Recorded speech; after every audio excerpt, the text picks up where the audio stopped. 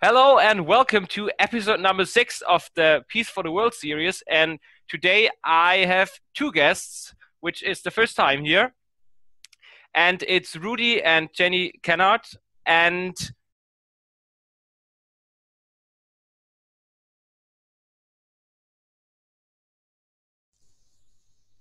you know, when you're looking at the news, you always see negative stuff and always see conflicts, people hurting each other.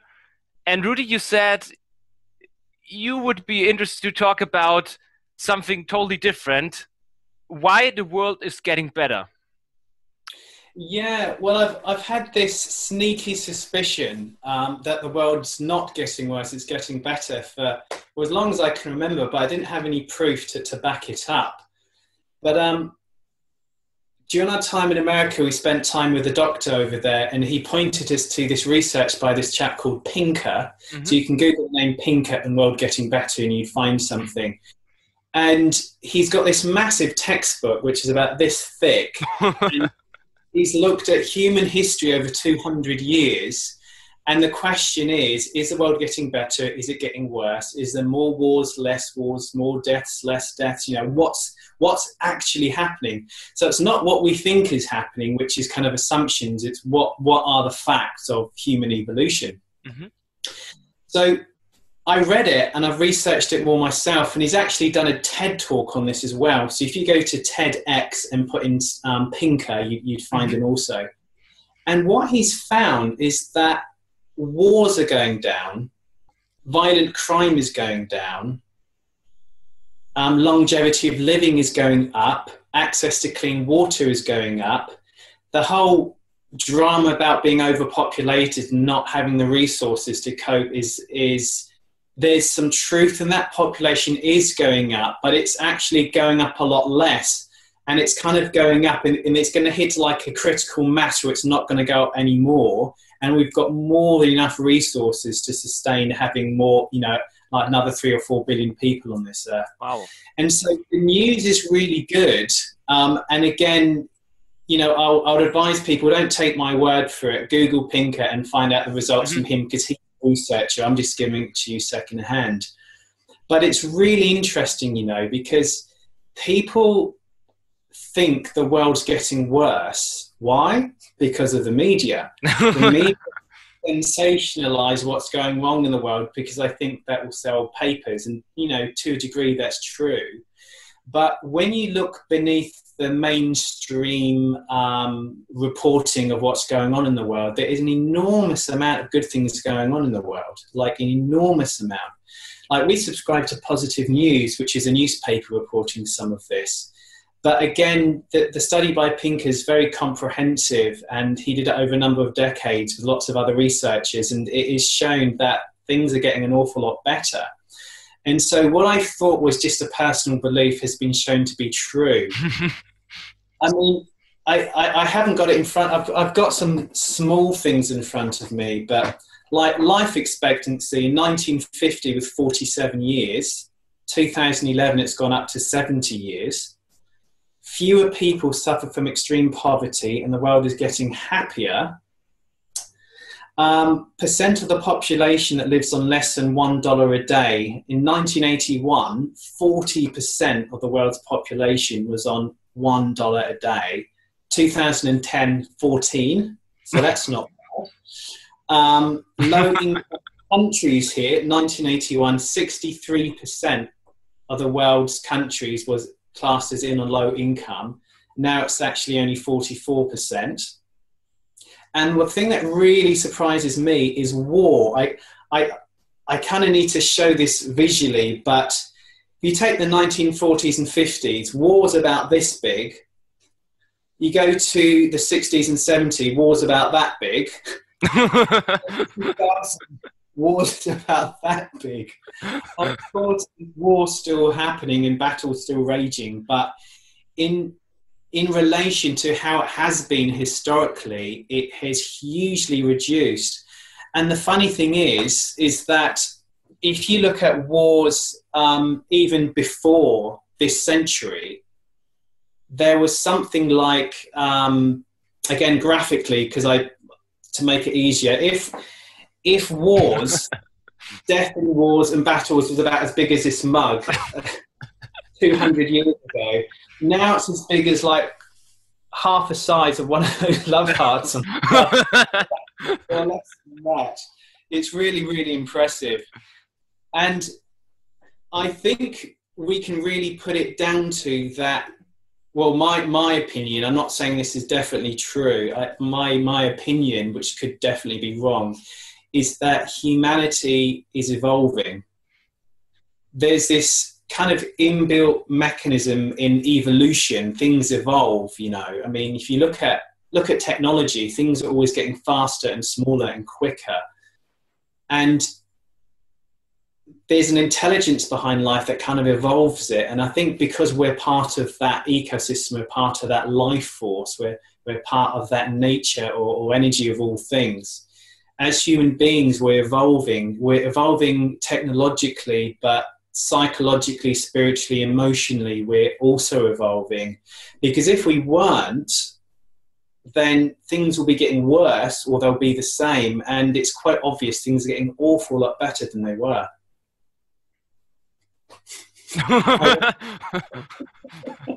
You probably get loads of angry people saying that I'm talking something rude. I won't say. So again, I would look into this yourselves and come up with your own assumptions about that. So why is the world getting better? Leads to the next question. Why is your life getting better, or how is your life has gotten better over the last few years? Jenny. I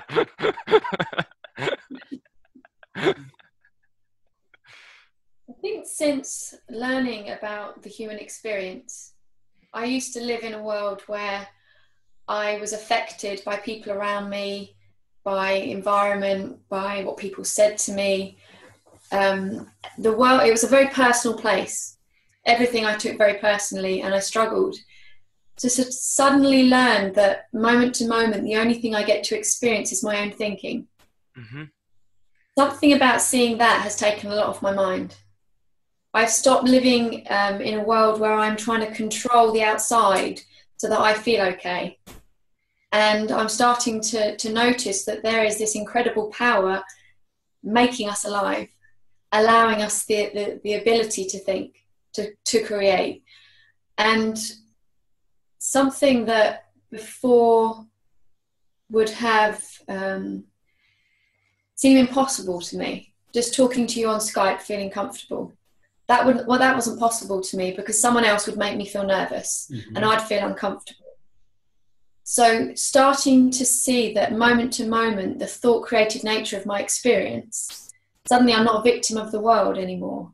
I'm a victim of my own thinking. And yes, I can still drive myself crazy with my own thinking sometimes, but that's nowhere near as scary as thinking there's something in the world that can make me feel something I don't want to feel. So it's been an interesting learning, because I thought that there was a point I would get to with this understanding that I would be happy all the time. I thought that, you'd learn enough and I'd always be happy. But what it seems to be is you get to navigate all of the emotions that we have as human beings with a lot more grace. And my goal isn't happiness. My goal isn't peace all the time. But I have found I have more peace because I've stopped fighting the experience that I'm in, because that's the experience I'm in, and there's actually nothing you can do once you're in it. But the beauty of human beings is that we naturally move in and out of different experiences as our thinking changes. So just to be able to step back and see that process happening, it was first I learned about it and it was very theoretical, and I kind of thought there might be some truth in it, but the beauty of it is you start to learn from your own experience, and that's the best teacher, because you don't have to believe anything or trust anyone else. You start to see, hang on a minute, I was raging with anger about that, and then I woke up the next day and I didn't feel so bad about it. My experience has changed when the situation hasn't changed. Sometimes Rudy seems like the best husband in the world. I think, why on earth did we marry one another? Like, your thinking can change that quickly. And so I think there's such power in seeing something true. And it's a very simple truth, and it seems so so simple that we think that can't be it. But seeing where our experience as human beings comes from moment to moment stops us being victims. And seeing how, as human beings, we're all creating in the same way joins us together. We see our commonality, we see the sameness. So we're not seeing religion or colour of skin or different opinions or different ways of thinking. We're seeing that we all create our way of thinking the same way. There's something the same in all of us. And I think I've stopped having so much judgment and and anger towards people in the world, just as a byproduct of seeing, oh my goodness, I feel what I think moment to moment and it looks real to me. I can't do any better than that. So suddenly you see other people feeling what they think and it looks real for them and they act from that and they can't do any better. So it kind of takes judgment and blame off of your mind and opens you up to be more peaceful and compassionate and loving. So all of these things that I knew were good ideas that I tried to do, I've realized that they're actually natural to us as human beings when we see how something works.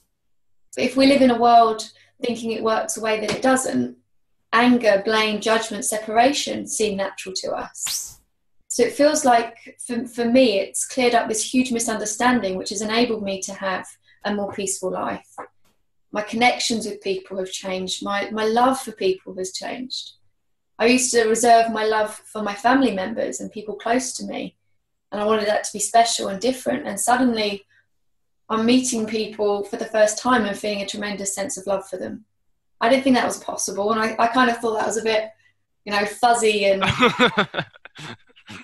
But it has. It opens your heart to humanity, your humanity, others' humanity. It's like this heart connection rather than we're different because we think differently. Mm-hmm. We all think differently, but there's a commonality that we can look to, and that's that power allowing us to create and to live.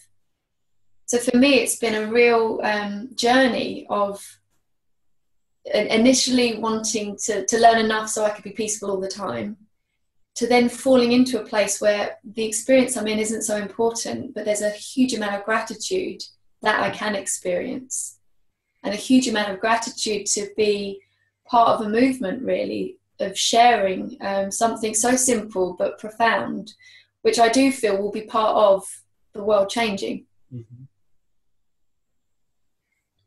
Yeah, I think at the moment, in the past, we used to think we lived on a world that was flat because it looked flat and it didn't make any common sense to think it was round.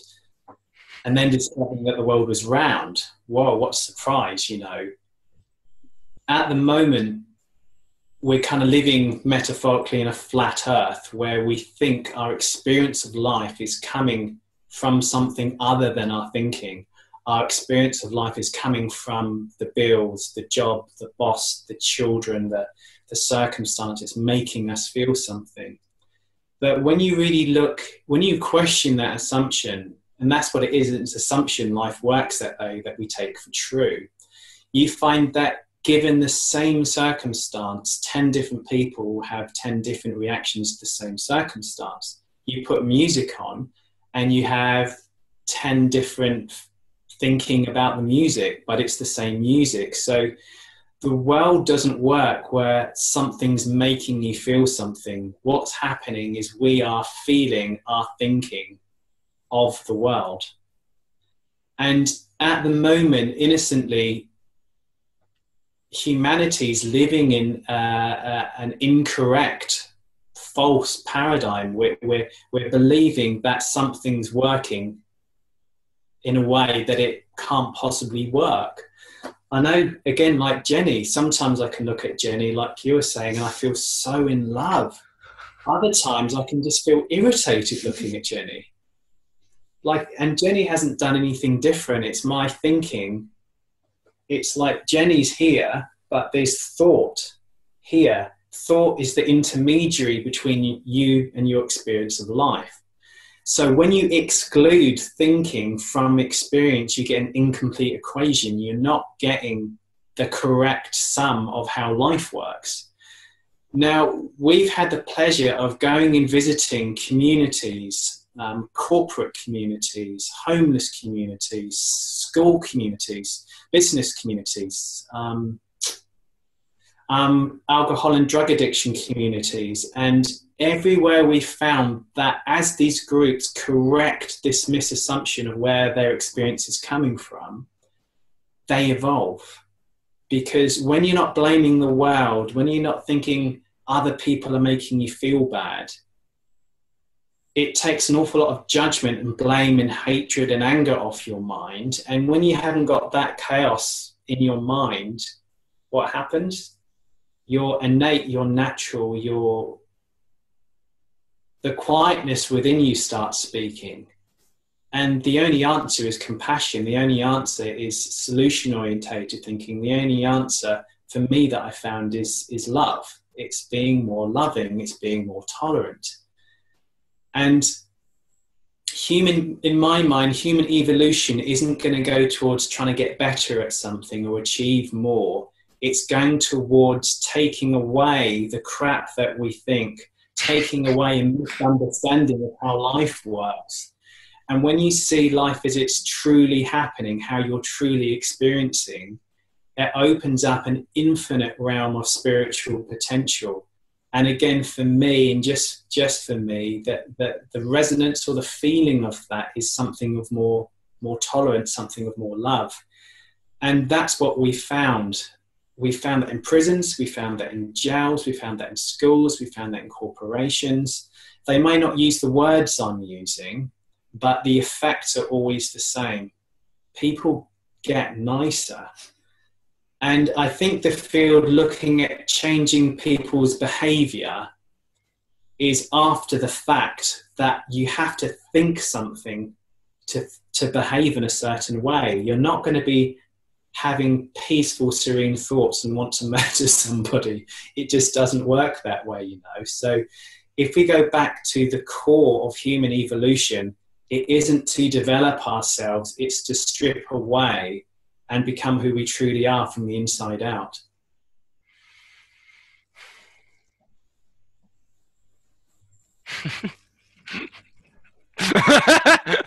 Drinking together.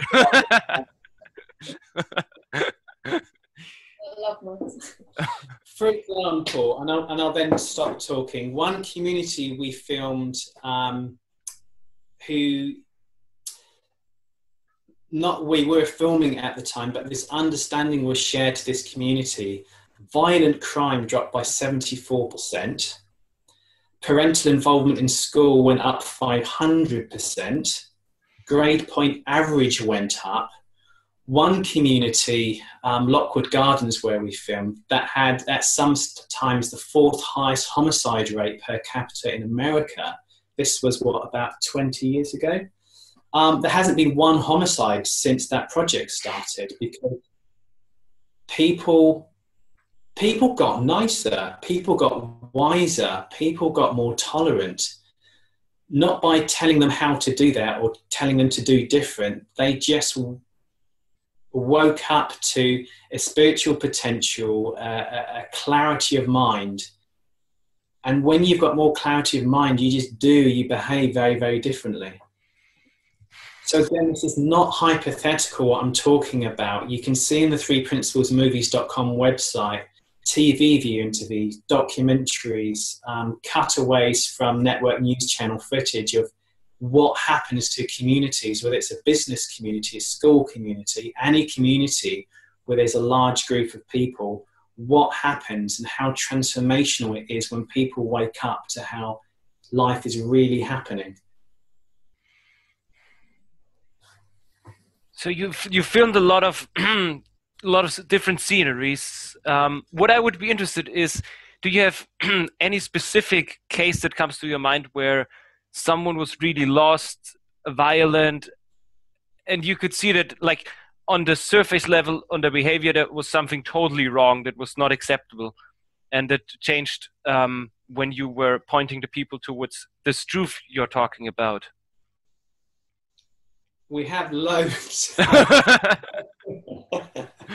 There's so many. I don't really know. Take someone in particular. Who would that be? I was thinking Alex or Dave recently. Yeah. So just we haven't got it on the movie site yet. It's on my to-do list.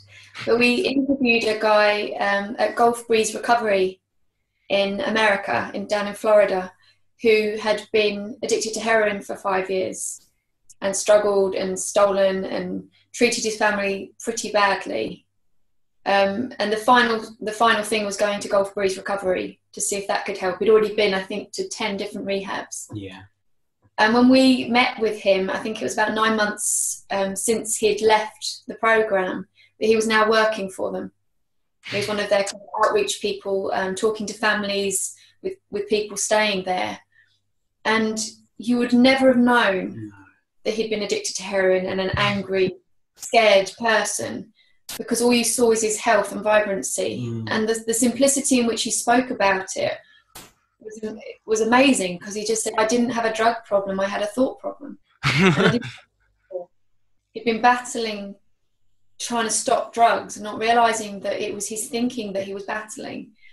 So just seeing him looking healthy and well was kind of, it's almost like we've seen this again and again and again, but every time we see it, we're still amazed at the power of this within people. And then we have another guy, again, who I've got his interview. He said, I was the kind of guy that if someone cut me up in traffic, I would follow them until they stopped and get out. I'd either punch them or have a go at them. He was in the fights all the time. He was angry, and he wanted someone to do something wrong so he could fight with them. And that took him to prison. He was in prison at 18, and then just lived a very angry life. And he just came across this by chance with a lady up, I think, near the Lake District. And he just said when he heard this, he just cried. And it was like a relief. And you meet him now and you'd think, I cannot imagine you being an angry person. I cannot imagine you attacking people. Because all you feel from him is this appreciation for life, this desire to help. So now he's working with people within jails and people coming out of jails because he wants to give back. I think if you see this for yourself, then it seems you then want to give back, whether that's to your family or your community or your job, or you do want to start sharing this as a living. You want to share it because it seems like the best kept secret. Why weren't we told this in school? Like, we've got children of 10 learning about this, who have gone from being the school bully, where other children were terrified of them, parents complaining about them, the possibility of exclusion, to seeing moment to moment where their experience comes from. Stop blaming the other children for making them mad, so then their behaviour's changed. And you think you go from like a 10-year-old child, and Alex is like 25. And then we just interviewed the lady who was nearly 80 in Connor, didn't we? Oh, I can't remember her name. But like, we get excited to talk about this because it seems wherever we go, someone will say, can you interview this person? The transformation's amazing. And I think it's important to say it's not that everyone's going to hear this immediately and transform. Some people, it's like this drip effect, or some people dismiss it and then come across it 10 years later. But it seems that when we're ready to wake up and hear something, we do. We can't make that happen in people, but this seems to be the simplest, most neutral way we have found to kind of tap people on the shoulder and remind them of something that's innate to us as human beings. So we could go on and on and on. There's so many. If anyone's listening is interested, if you go to threeprinciplesmovies.com and go to view movies and transformational stories, you'd actually see a whole bunch of people on there. The two we mentioned aren't up at the moment, but by the time you see this, they know.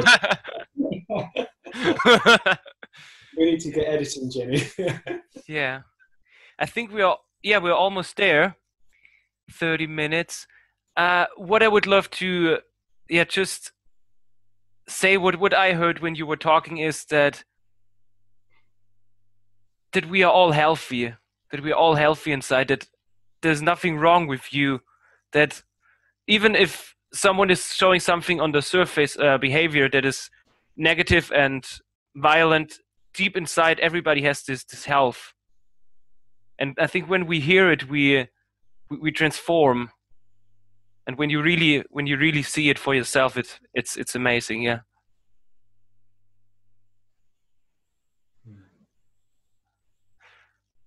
Wonderful. Then, yeah, thank you very much for being on the Peace for the World series. I absolutely loved it.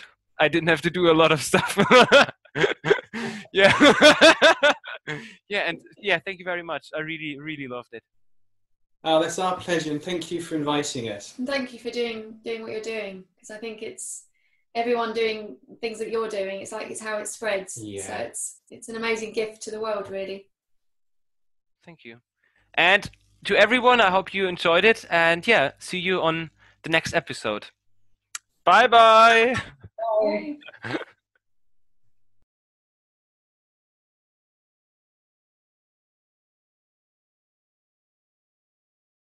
Rudy and Jenny Kennard, I met not personally yet, but I found some really inspiring videos they produced themselves on a page called 3principlesmovies.com.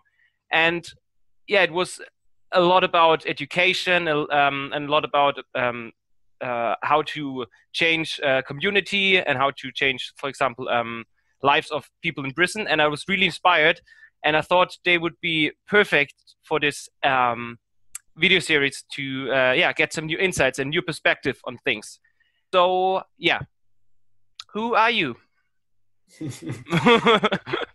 I am changes from day to day depending on who I think I am. But I think I'm Mrs. Jenny Kennard. Like you say, we created 3principlesmovies.com as an attempt to share an understanding of how our mind and how life works from the inside out to as many people as possible, because we found it so incredibly inspirational and beneficial for anybody, whether you're a mother, father, CEO of a company, a homeless person, someone struggling with mental health issues, someone who's successful and wealthy. If you breathe and you're human, then this has had an incredibly beneficial result with anybody. So that's why we initially started this. I don't know if you want to add anything to that, Jenny. I think initially for me, I struggled so much in life and had no peace. I didn't see any well-being within myself. So coming across this, just that first course that I went to blew my mind. Mm-hmm. And I knew then that I wanted to somehow share this. So it wasn't really till myself and Rudy got together that he came up with the idea of filming different people talking about this so that we could share it more broadly, because it seemed to be limited by where people were in the world, whether or not they could hear about this. So I think now with the internet, it's amazing how, again, like we're talking to you in the UK, Germany, so it's seeing how we can actually spread this so much quicker using the media that we have available. So it's been, in so many ways, we have learned and grown through doing this. So a lot of people thank us for doing it, but also we have to thank people who have been mm-hmm. part of doing it and allowed us to interview them and who have shared really things that are close to their heart with us. Yeah. So the whole project really was to help. We saw the potential in our own lives and then with our relationships and families. So then seeing this go out on a grander scale has been kind of a bit of a dream come true.